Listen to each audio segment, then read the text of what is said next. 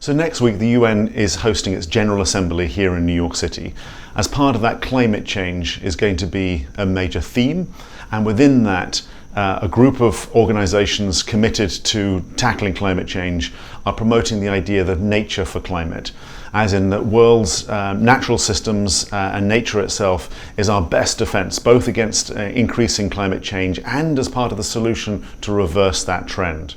So WCS, along with partners, are putting forward this approach that nature is our greatest tool in the battle against climate change. The intact forests of this world, these great, as we know, absorbers of carbon, are more than just that, and we're discovering year on year just how important they are for a range of other purposes.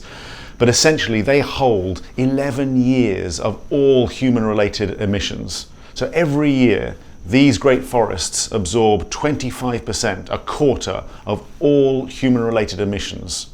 So that's an amazing statistic. A quarter goes into the oceans, a quarter goes into these forests.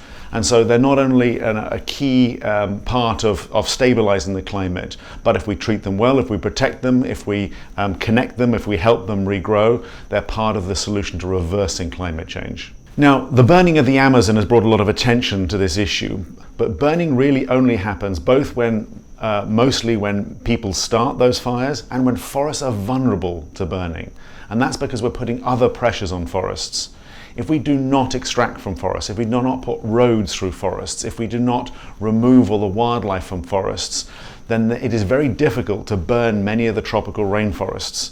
But because we are doing all those things at the moment, we are reducing the integrity, the ecological integrity of these forests. They become more vulnerable to burning.